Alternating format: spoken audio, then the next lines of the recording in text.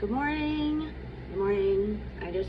Last night before I went to sleep, it'd be a lot easier just to read this real fast because I don't know how to sing and do tarot short.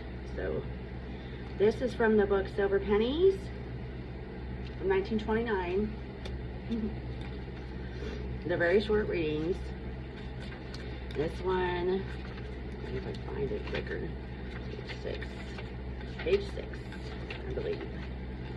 Instead of taking pictures, it takes too long and stuff.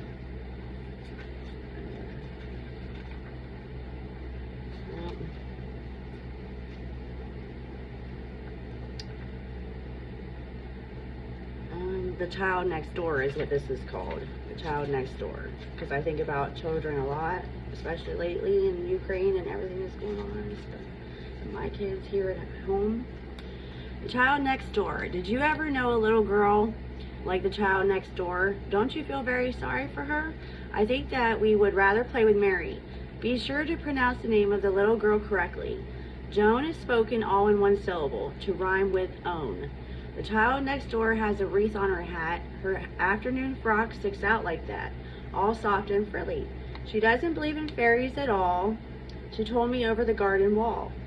She thinks they're silly. The child next door has a watch of her own. She has shiny hair and her name is Joan. Mine's only Mary. But doesn't it seem very sad to you to think that she never, her whole life through, has seen a fairy? Rose Philemon. It's amazing to me. And I have, the next one is by Patricia Mitchell, God's Best for You. It's a devotional for women. And these are fitting. I haven't even looked at these in a long time, but they're like spot on what's going on with me in the world today. This one is Let Go. It reminds me of Let Go and Let God and Anonymous, Alcoholics Anonymous. This is just straight from God. And this lady from Barbara Books. See? Let go. Some short mottos are long on wisdom, and the phrase let go and let God is one of them. There are times when you must do that or flail around until you're completely exhausted. And to what purpose? At the end of mind-wrenching struggle, never-ending worry, and constant stress, what do you have? More struggle, worry, and stress.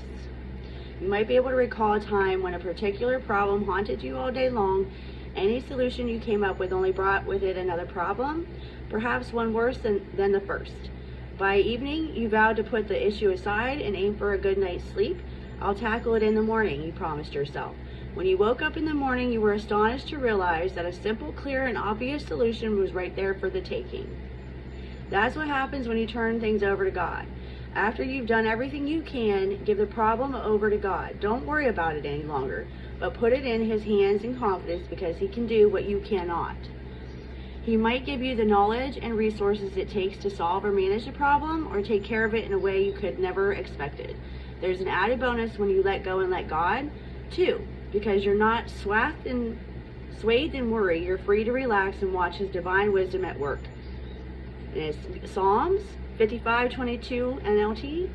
Give your burdens to the Lord and He will take care of you. And the next one is Daily Guideposts. This one, Daily Devotional. The Bibliophy, Daily Guideposts 365 Spiri. Guidepost.org. And this is for today. Very fitting. And I read it last night though. Oh Lord, my God, in thee. Oh, wait a minute. Which one was it?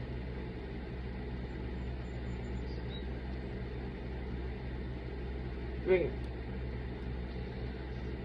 Oh Lord, my God, in thee do I put my trust. Psalm 7:3 or 7:1. King James Version. I'm sitting in the El Paso County, Colorado jury waiting room, hoping with all my heart that my number won't be called. I've never served on a jury, and under other circumstances, I'd be glad to do so. I think the experience would be interesting and educational, but not now.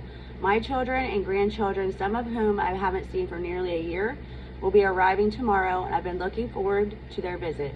The last thing I want is to be tied up with the jury duty while they're here. But I've learned in my 72 years that when I turn my concerns over to God, things really do tend to work out for the best, regardless of whether I get my way. True story. So right now, this moment, I'm letting go of hoping my number won't be called, knowing that whichever way it goes, God's higher purpose is at work. As I realize my desire to control the outcome, my neck muscles loosen and an involuntary sigh escapes my lips. And for the first time since arriving here, I find myself noticing the gorgeous view of Pikes Peak with the American flag on the courthouse roof superimposed on its face, framed by the window I had ignored in my self-concern. In this and all things may your will be done. Omniscient One. Marilyn Morgan King. Thank you. That's all I have for today. God bless you.